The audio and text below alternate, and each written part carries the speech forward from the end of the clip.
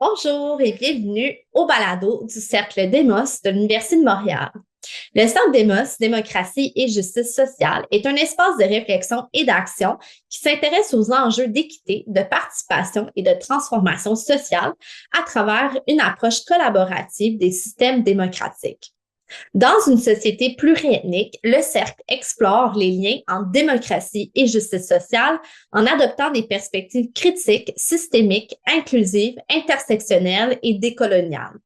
Il regroupe une quarantaine de personnes étudiantes provenant de diverses facultés de l'Université de Montréal sous le leadership de Rola Koubessi, professeure adjointe à la Faculté des sciences de l'éducation. Ce balado s'inscrit dans les projets initiés par les membres étudiantes et étudiants du Cercle. Il vise à sensibiliser le public aux enjeux qui traversent actuellement la société québécoise, en particulier ceux liés à la démocratie et à la justice sociale. À travers différents épisodes, nous souhaitons croiser des points de vue, faire entendre une diversité de voix et nourrir une réflexion critique sur ces enjeux dans les contextes québécois. Dans cet épisode intitulé La polarisation, où en sommes-nous aujourd'hui? On s'intéresse à un concept dont on parle beaucoup, mais qui reste parfois flou, afin de mieux comprendre ce qu'il signifie et ce qu'il dit de notre société. Je m'appelle Gabrielle Montesano, je suis doctorante en sciences de l'éducation et membre du Cercle Démos, et j'ai le grand plaisir d'être l'animatrice de cet épisode. Nous sommes ravis d'accueillir aujourd'hui 3 personnes qui œuvrent à la fois dans les milieux de la recherche et de la pratique. Merci beaucoup d'être avec nous. Je vous laisse vous présenter. Je vais y aller. Donc, Raïda Hassan, je suis prof de psycho à l'UQAM et je dirige le réseau des praticiens et praticiennes canadiennes en prévention de l'extrémisme violent. Bon, ben, je peux suivre. Je m'appelle Justine Millet. Je suis étudiante au micro-programme de prévention des polarisations sociales et des extrémismes violents. Raïda est d'ailleurs ma prof. Et je suis intervenante parmi l'équipe scolaire. On donne des ateliers dans les écoles pour prévenir la polarisation sociale. Et voilà, c'est mon tour. Moi, je suis prof au département de psychopédagogie à l'Université de Montréal. Je suis psychologue de formation, puis je suis titulaire de la chaire de recherche du Canada en radicalisation et violence chez les jeunes en milieu éducatif. Bienvenue à vous 3. Donc, sans plus tarder, je vous propose qu'on commence avec notre première question. J'aimerais qu'on prenne un moment pour clarifier de quoi on parle. Que signifie concrètement le terme polarisation et pourquoi en parle-t-on aujourd'hui? La polarisation sociale, en général, réfère au fait à l'extrémisation, si je peux dire, au fait que les opinions, les perceptions, les points de vue deviennent un peu plus à l'extrême l'un de l'autre. Donc, on va dire un peu des sillons qui se creusent et qui s'élargissent entre les différents groupes et où les positions économiques, politiques, idéologiques, quelles qu'elles soient, deviennent de plus en plus comme en opposition les unes avec les autres. Oui, je peux enchaîner. En fait, oui, c'est ça. Et c'est une logique de nous contre eux qui s'installe. Donc, il y a des individus, des groupes qui se divisent sur des sujets souvent sensibles. Par exemple, on peut penser à l'identité, la question de l'immigration, de l'orientation sexuelle, de la religion. C'est tous des sujets qui peuvent être sensibles et qui peuvent alimenter un peu ces divisions, tensions, polarisation-là au sein des sociétés qui sont en fait de plus en plus diversifiées de ce temps-ci. Et c'est pourquoi est-ce qu'on parle de polarisation sociale? Ben parce que, premièrement, les polarisations se sont accélérées dans les dernières années. Donc, il y a tout le temps eu de polarisation. C'est pas la première fois que ça arrive. Mais là, on est dans un moment historique où on voit certains éléments qui ont vraiment accéléré, qui ont créé ce que, ben, avec Raïda, on parle souvent de la tempête parfaite, d'une convergence perturbatrice. C'est des mots qu'on a utilisés, qu'on retrouve dans la littérature, pour dire pourquoi toutes sortes de facteurs ont amené à accélérer ces polarisations sociales-là. Et dans une situation de polarisation telle qu'elle, on fragilise un peu la cohésion sociale, la possibilité d'être ensemble, de se parler, de rester dans la même salle, même si on est en désaccord. Ça devient très difficile. Ouais, puis pour faire du pouce, je pense qu'il faut comprendre aussi que il y a certaines formes de polarisation qui sont normales dans la démocratie. C'est normal de débattre puis être en désaccord sur certains sujets. Par contre, là, on vit vraiment une polarisation qui est plus affective, puis que en fait, il y a plus d'hostilité, ce qui fait que le dialogue devient vraiment difficile. Merci, c'est très intéressant. Par polarisation affective, Justine, est-ce que tu pourrais nous en parler un peu plus? Oui, ben là c'est sûr que moi j'ai plus d'expérience de terrain là, c'est moins je suis moins dans les définitions. Par contre, comment définir ben c'est plus identitaire en fait, c'est plus les gens s'associent à leurs idées, ça devient leur identité plus qu'autre chose. Donc on sent cette hostilité là vraiment, ça devient très émotif quand on se sent attaqué dans nos idées. Donc je pense que ce serait ce qui est déterminant dans la polarisation plus affective. Donc, Parfait. ça vient vraiment chercher les émotions chez les gens. Diana, tu as parlé de sujets sensibles tantôt et justement, je vous pose la prochaine question. À partir de quand qualifie-t-on un phénomène ou un sujet de polarisant et quels sont les critères et qui en décide? Écoute, c'est quelque chose qui peut changer assez rapidement, surtout dans les mondes actuels, dans la mondialisation, puis l'hyperconnectivité. Il y a des influences qui sont quand même globales et des influences un peu plus locales. Donc, ce qui se passe dans les mondes ou dans notre réalité influence un peu les sujets qui vont devenir un peu plus sensibles. Pendant la pandémie, la question des vaccins. S'il n'y avait pas eu de pandémie, peut-être qu'il n'y en aurait pas eu autant de polarisation autour de la question des vaccins. Il y avait déjà des tensions autour vaccin oui, vaccin non avant. Donc, c'est pas comme si quelque chose sorte vraiment de n'importe où, mais il y a des aspects plus au niveau de la société, des dynamiques sociétales aussi qui jouent là-dedans.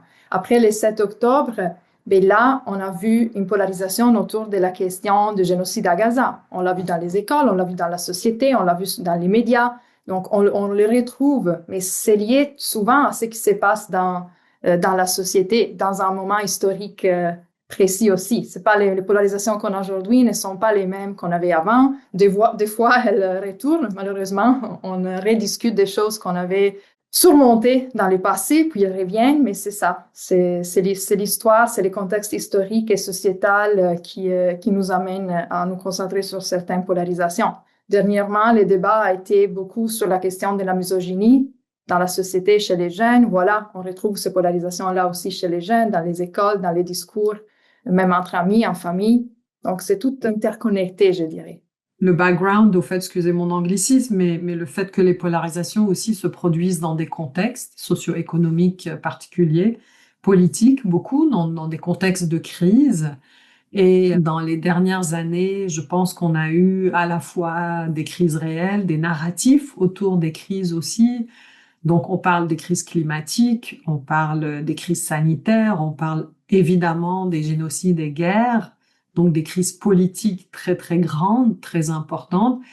Et tout ça qui se relaie, se joue, se multiplie dans l'environnement en ligne, qui joue vraiment un rôle catalyseur très important au niveau des différents narratifs et qui vient en quelque sorte jouer sur les vulnérabilités personnelles et sociales des personnes. Donc, ce que je trouve de très fort dans l'environnement en ligne, évidemment, c'est son accessibilité, mais c'est sa capacité aussi de faire correspondre une souffrance personnelle avec une souffrance collective. Et quand cette souffrance personnelle vient trouver son écho dans une plus grande souffrance collective, que ce soit la COVID, que ce soit le réchauffement climatique, que ce soit les guerres, les conflits, les violences envers certains groupes, à ce moment-là, ça donne un sens émotionnel et aussi d'action. Ça donne une propension à l'action qui est plus grande chez l'individu. Et l'action naturelle de l'individu, c'est de résister. C'est d'être activiste, c'est de résister, c'est de participer dans une démocratie. Mais quand dans la démocratie, les espaces de participation réduisent, et Diana travaille énormément là-dessus, les espaces pour les jeunes, quand ces espaces-là deviennent de plus en plus réduits, c'est sûr qu'on pousse les gens à aller vers les côtés plus polarisés, les côtés plus extrêmes pour pouvoir s'exprimer. Donc, si on est en désaccord, s'il y a deux idées qui sont différentes, est-ce que leur nature, justement, qui les rend différentes, les rendent également polarisantes ou il faut vraiment tomber dans une extrémité pour que ça devienne une situation un phénomène qui est polarisant? Mais écoute, il y a une potentiel de polarisation quand il y a un désaccord. Est-ce que ça va être, dans quelle mesure on va avoir une polarisation qui reste juste au niveau cognitif ou à quel niveau, au niveau affectif, ça reste à voir. Mais ce que je pense qui est important à souligner ici, c'est que la polarisation, c'est un contexte. Nous, on vit dans un contexte de polarisation sociale et un contexte de polarisation est un contexte fertile au changement social. Tout simplement, OK? Mais ce qu'on observe maintenant, c'est qu'il y a plusieurs mouvements de changement social, certains qui tombent dans la sphère de la démocratie, qui cherchent des formes non violentes, démocratiques, de changer les choses. Et puis, on voit de plus en plus aussi des formes qui cherchent des formes d'activisme violent, je dirais, que souvent on parle de radicalisation, d'extrémisme, violent, donc l'utilisation de la violence pour changer les choses. Dans un contexte de polarisation, on peut avoir les deux.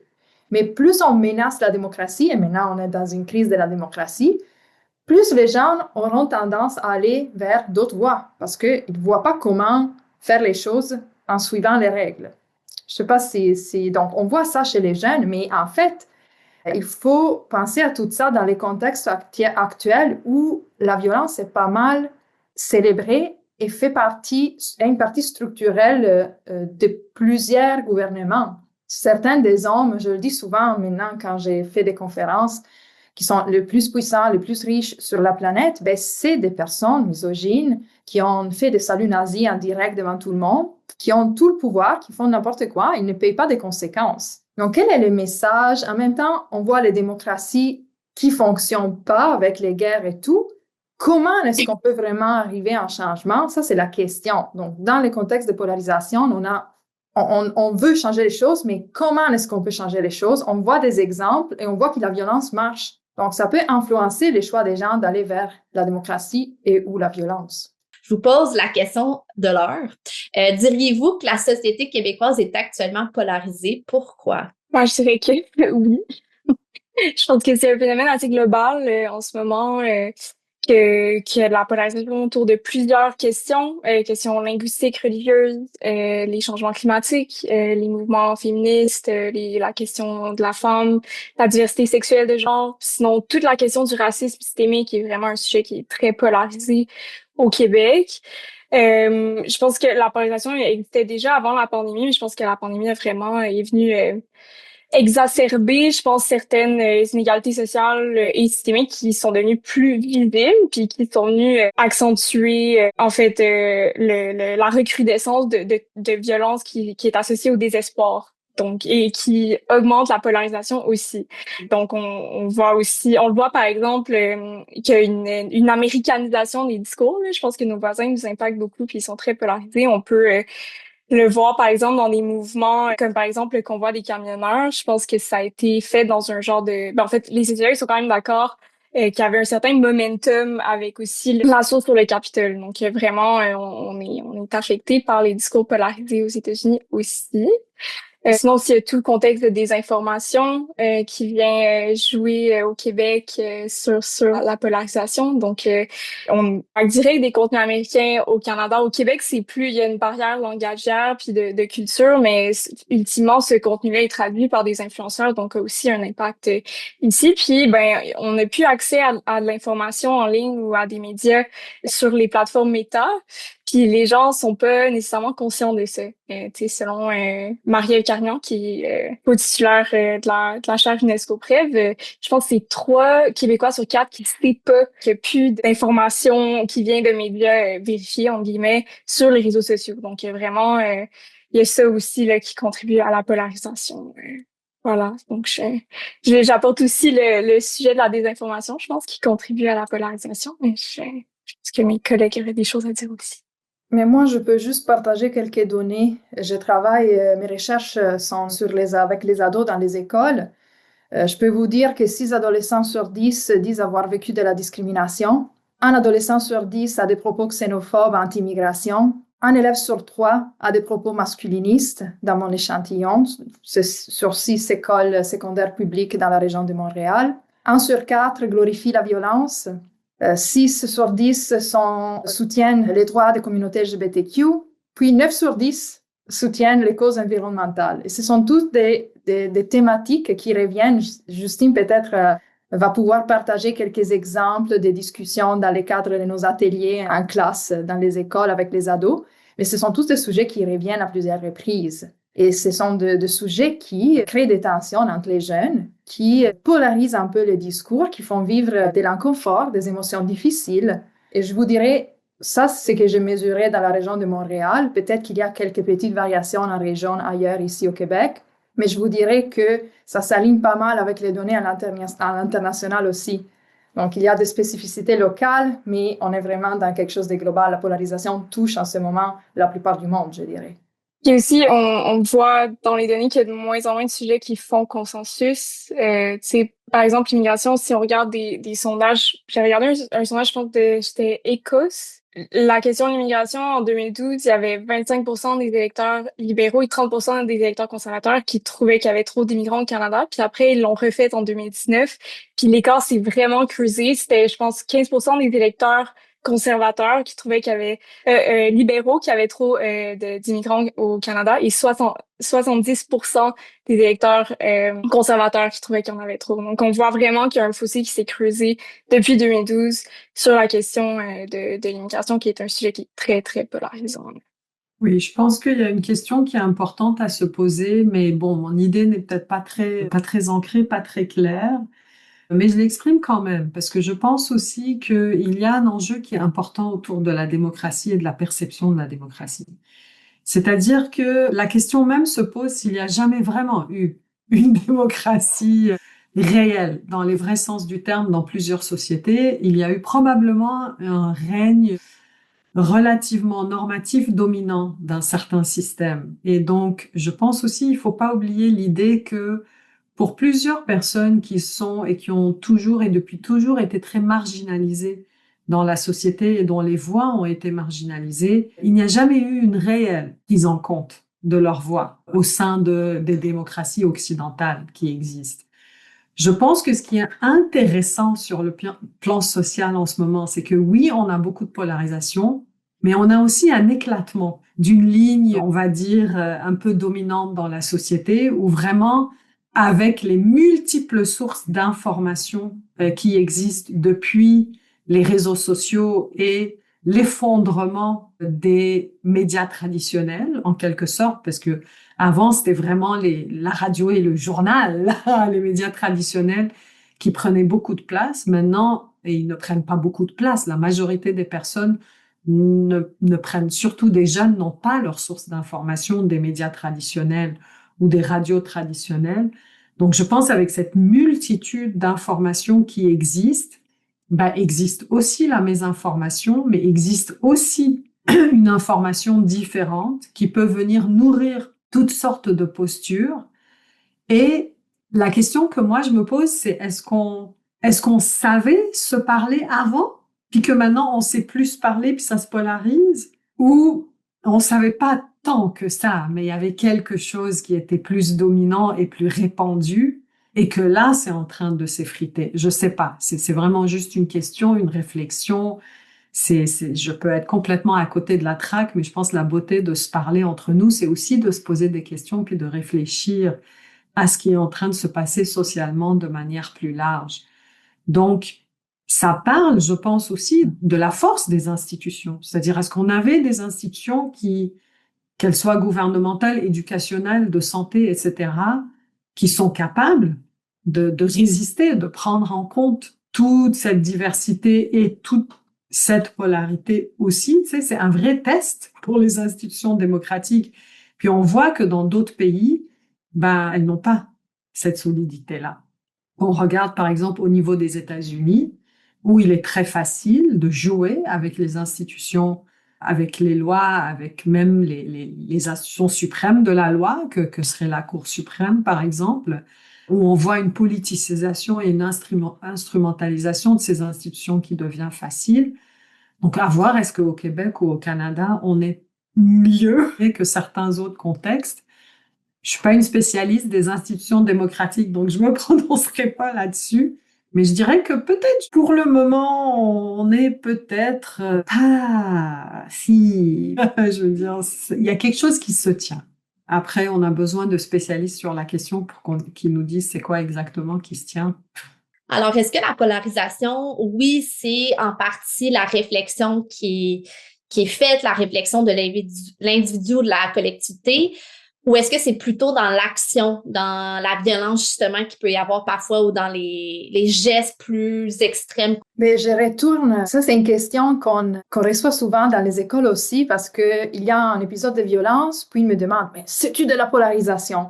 Et moi je réponds tout le temps, la polarisation est un contexte. Donc la polarisation est là. Un sujet peut être plus ou moins polarisant, mais on est dans un contexte polarisé. Donc à l'intérieur de ce contexte-là, s'il y a une question de racisme qui devient polarisante avec un jeune, ben oui, c'est la question du racisme qui joue là-dedans. On va se pencher à ça, mais on va l'interpréter dans un contexte où le racisme est très réel, est très présent. Il y a des enjeux systémiques. Et donc ça, c'est le contexte de la polarisation. Je ne sais pas si je me suis expliquée, mais c'est ni dans l'action, ni dans la réflexion, c'est plus vraiment dans les contextes dans ma tête, la polarisation. Puis dans cette polarisation-là, on peut avoir des mouvements de changement social. On peut penser elle aussi a été arrêtée, mais je pensais à Greta Thunberg. Là, tu vois, la ligne entre ce qui est démocratie et ce qui ne l'est pas, des fois, c'est difficile à tracer, là. Hein? Donc, mais ça peut être un exemple. Ou si on veut, Martin Luther King pour la paix. Il y a des personnes qui, dans un contexte de polarisation où il y avait beaucoup de tensions, sont allées vers une action démocratique non violente ou légale, dépendamment de comment on veut la définir, pour changer les choses et on réussit. On a aussi dans ces contextes-là un potentiel de changement à travers la violence. Donc là, on peut avoir toutes sortes d'épisodes de violence avec un jeune à l'école qui se nourrit de cette polarisation sociale. Cette polarisation sociale-là va façonner un peu l'expression de la détresse chez les jeunes qui peut prendre la forme d'une violence, qui peut cibler un autre élève parce que il est noir, parce qu'il est homosexuel, parce que professe une certaine religion. Tu vois? Donc, c'est interrelié, mais la polarisation en soi n'est pas la violence. Alors, on en a un peu fait mention dans les différentes interventions depuis le début, mais en fait, je vous pose la question rapidement. Comment la polarisation influence-t-elle la démocratie et la justice sociale? Je laisse parler un peu mes résultats des recherches, si vous voulez, parce que probablement on parle d'influence un peu réciproque. Je veux dire, si il y a une crise de la démocratie, on risque d'avoir plus de polarisation, puis la polarisation augmente, ben, ça nourrit la crise de la démocratie. Donc, on est là-dedans, on s'en sortira pas aujourd'hui, je pense. Mais c'est quoi qu'on voit? Ce qu'on voit, c'est qu'effectivement, pour comprendre, par exemple, les liens entre polarisation, puis violence, activisme, il nous faut un cadre de justice sociale. Pourquoi? Parce que oui, on a des vulnérabilités au niveau individuel qui peuvent nous amener plus vers la violence ou la non-violence. OK? Mais en fait, c'est pas vraiment ça qui fait la grosse différence. Dans les données des recherches, surtout quand on parle d'attitude envers la violence ou la non-violence pour atteindre un certain changement social, politique, religieux ou autre, ok? On voit que les gens qui ont vécu plus de discrimination ou de victimisation, qui se sentent moins en sécurité à l'école, qui vont moins bien à l'école et qui peuvent compter moins sur le soutien de leur famille, ben c'est ces jeunes-là qui s'en vont plus vers la légitimation de la violence et moins vers l'activisme non violent. Donc, on comprend que c'est vraiment les expériences d'injustice, les inéquités, les inégalités au niveau sociétal, structurel, qui peuvent vraiment amener les jeunes à ne pas croire à la démocratie, à l'activisme, et plutôt à dire, eh bien, ce qu'il me faut, c'est la violence. Encore plus dans les contextes actuels où on passe les messages sur les réseaux sociaux et dans la vie de tous les jours que la violence, effectivement, peut marcher. Parce que c'est ça qu'on est en train de démontrer, en fait. Même si on continue de dire, et moi j'insiste et je crois dans le fait qu'il faut trouver d'autres moyens, il faut retrouver une manière, repenser nos démocraties, OK, pour retourner à nos principes de base. Mais en fait, en ce moment, ce qu'on a fait, ça n'a pas marché. La démocratie n'est pas en train de marcher, puis la violence a l'air de payer plus. Donc, on peut dire aux jeunes, non, la violence, c'est pas bien, Mais quelle est l'alternative? Est-ce que vous voudriez faire du pouce sur ce que Diana vient de dire? Sinon, on passerait à la prochaine question. Ben, c'est sûr que au niveau des jeunes, ben là, je vais comme faire un pont avec tout ce qui est confiance et méfiance, là. Je risque de parler des jeunes un peu plus tard, mais je pense que aussi chez les jeunes, il y a comme un climat bilatéral entre les jeunes puis les autorités dans les écoles de méfiance. Dans le fond, l'autorité, ben les profs ont comme peur des jeunes, puis les jeunes font pas confiance à l'autorité dans les écoles. Donc, ça fait en sorte que ben ça crée un climat qui est assez explosif dans les écoles. Puis ben, je sais pas si je peux genre parler de pistes de solutions tout de suite, mais c'est sûr que ben disons nous scolaires, ce qu'on essaie d'instaurer, c'est je pense un climat plus démocratique dans les écoles où c'est vraiment des interactions qui sont plus bilatérales entre ben les intervenants, les profs, les jeunes, donc pour qu'ils reprennent un certain pouvoir dans les écoles aussi. Mais c'est ça, je pense que on vit dans une société où on sait pas comment tout fonctionne. C'est impossible. C'est trop d'informations à traiter. Là. Moi, si demain matin, je vais me faire opérer à cœur ouvert, je sais pas comment le cardiologue va m'opérer, je sais pas comment ça marche. Tu sais, c'est comme normal de se dire, de croire aux instances de savoir puis de pouvoir. Mais là, on est vraiment dans une ère où on se méfie des instances au pouvoir, des médias d'information, des instances de savoir comme la science puis les universités. Donc, je pense que ça effrite un peu la démocratie, mais qui est en crise en ce moment aussi. Donc, c'est ça. Puis, ça me fait penser à... Je me souviens... Moi, j'avais vu une citation, je pense que c'était de David Morin, qui disait que c'est pas si grave que ça si les gens croient à des choses qui sont fausses ou qui n'existent pas. C'est surtout grave si les gens se mettent à pas croire des choses qui sont vraies.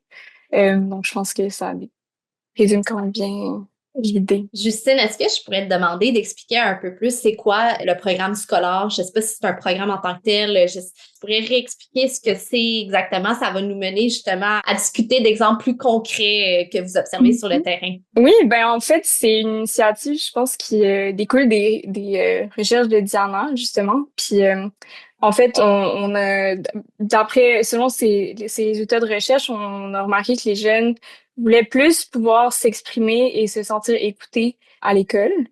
Donc, nous, ce qu'on essaie de faire avec les jeunes, ben, on est une équipe, je pense, on est 4 intervenants.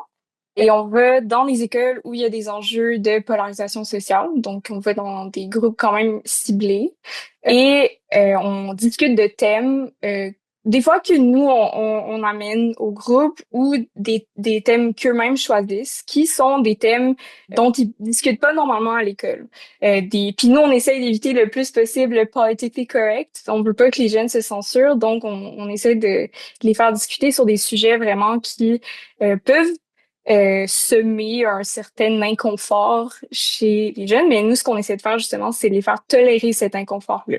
Puis on fait ça à travers le jeu, puis les arts dramatiques et les arts les arts plastiques. Moi, l'équipe d'intervenants et moi, on fait plus de l'art dramatique, du théâtre participatif. Donc c'est du théâtre forum et du playback. Et donc c'est ça, on discute de ça avec eux et à travers l'art. Je sais qu'il y a un volet plus art plastique, mais moi je fais pas ça. Donc, entre 6, habituellement on arrive à faire 6 séances, c'est 6 ateliers en classe. Et donc c'est ça, c'est vraiment d'aller au-delà de la censure, d'ouvrir un dialogue, mais on cherche de prendre soin des émotions et de permettre aux gens de prendre des risques, rester dans l'inconfort, c'est très inconfortable, pas seulement pour les élèves, mais pour les adultes présents aussi.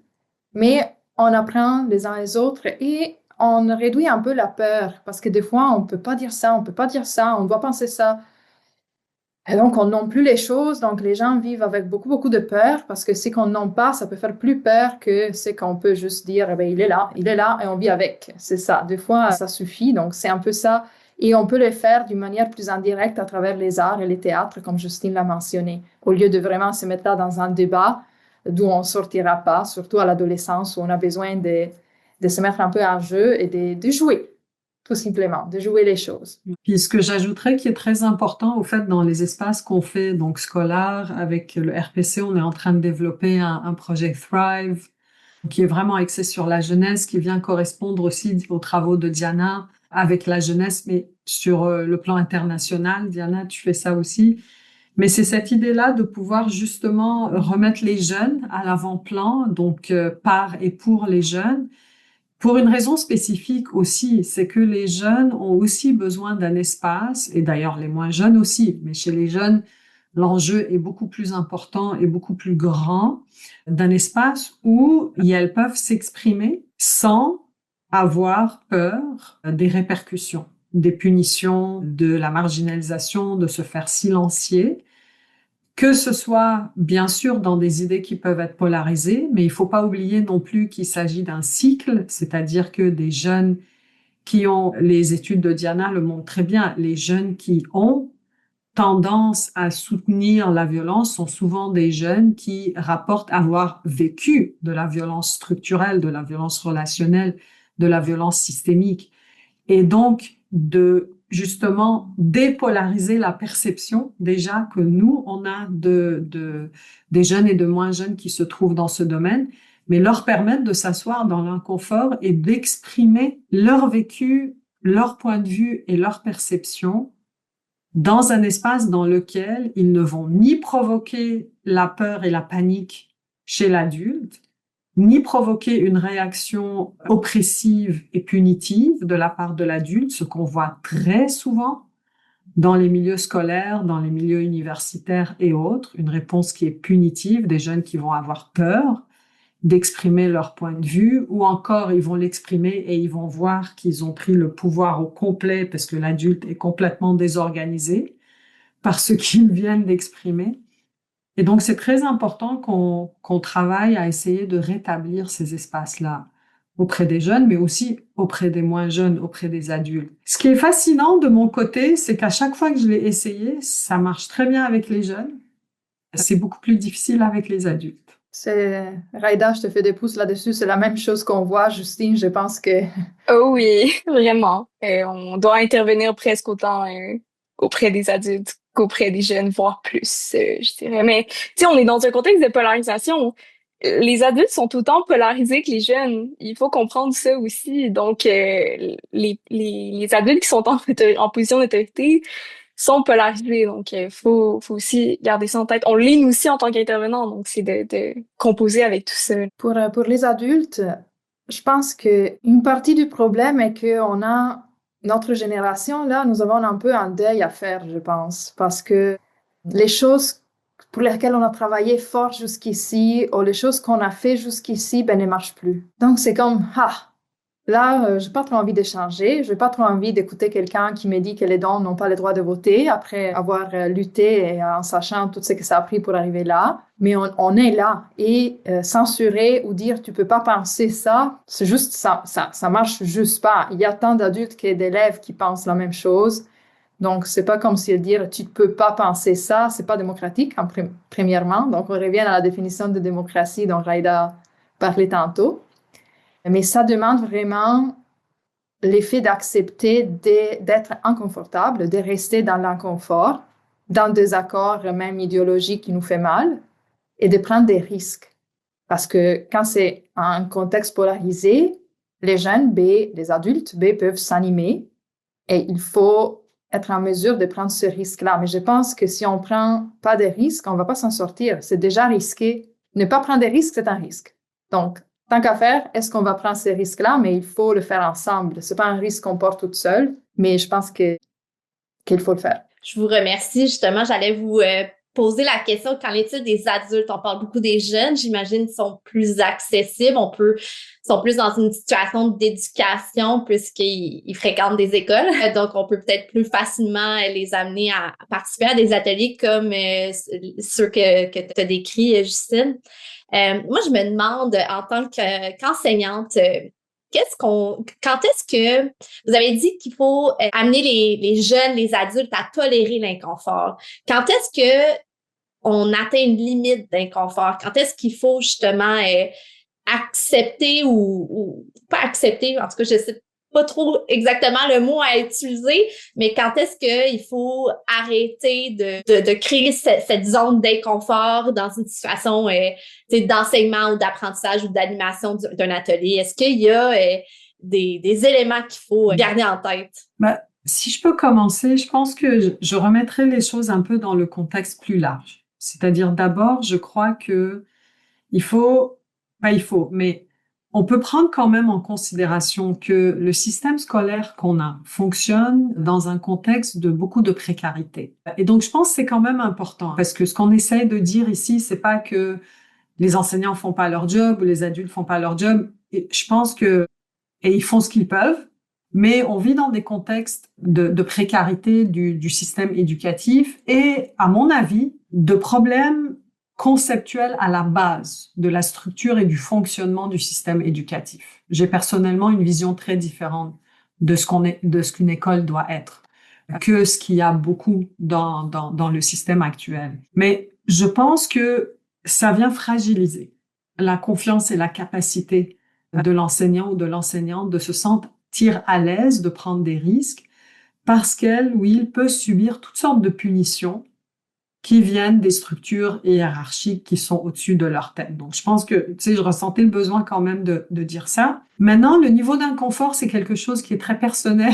C'est-à-dire que on a tous et toutes des niveaux d'inconfort qui sont différents. Je crois qu'il s'agit pas de focuser sur mon niveau d'inconfort personnel. Je pense que il y a des processus qui peuvent être mis en place en classe chaque année, qui permettent à la classe de comprendre quelle est la culture de vie, quels sont les codes, qu'est-ce qu'elle veut respecter, cette classe-là, ensemble chaque année. Et avec ça, il va y avoir une découverte du niveau d'inconfort et de confort de chacun, chacune.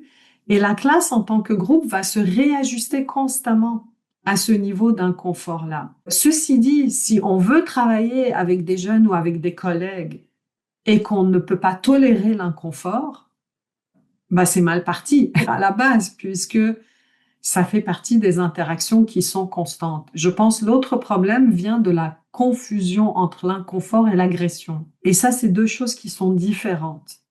Alors, il s'agit aussi pour nous, même en tant que société, de se poser la question, est-ce qu'on a confondu les deux à un moment donné? Avec nos politiques de tolérance zéro. Ça veut dire quoi, tolérance zéro? C'est quoi le zéro de quelque chose? Je veux dire, c'est...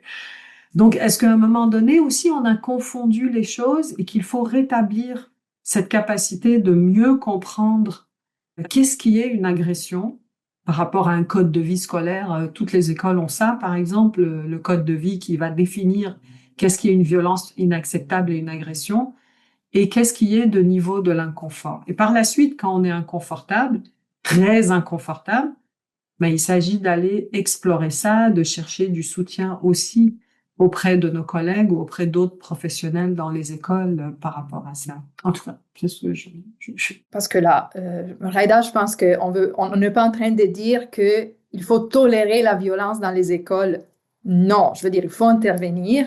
On est en train de questionner où est-ce qu'on trace la ligne. Est-ce qu'on a défini de la violence, des choses qui en fait rendaient quelqu'un ou plusieurs personnes inconfortables, mais qui étaient juste des propos inconfortables parce qu'ils amenaient une manière de penser avec laquelle on n'est pas d'accord. Parce que c'est ça un peu la différence. Mais quand l'attaque, souvent ce qu'on fait dans Scholar, on utilise l'idée de dire quand l'attaque est personnelle, on vise vraiment une personne clairement avec des propos, là c'est une agression, là on intervient.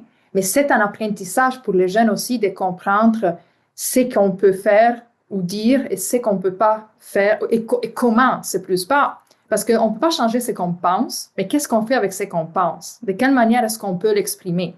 Il y a des manières qui peuvent passer, des manières qui ne passent pas. Mais les jeunes, comme les adultes d'ailleurs, sont un peu confus là-dessus. Donc, où tracer la ligne n'est pas évident. Et je pense que dans ces dialogues-là, dans ces ateliers-là où on se met un peu en jeu, on prend des risques, c'est ça l'apprentissage clé, de comprendre ce qu'on peut dire et comment. Même si c'est dérangeant, même si ça nous rend inconfortable, même si quelqu'un se sent attaqué, mais on a le droit de dire certaines choses inconfortables quand même. Comment? Où tracer la ligne, des fois, n'est pas évident, hein? Donc ça reste un défi. Je terminerai sur une note positive, un peu plus positive. Au fait, je vous pose la question, malgré toutes ces tensions dont on a parlé aujourd'hui, qu'est-ce qui vous donne espoir? Est-ce qu'il y a des actions concrètes qu'on peut mettre en place pour réduire la polarisation?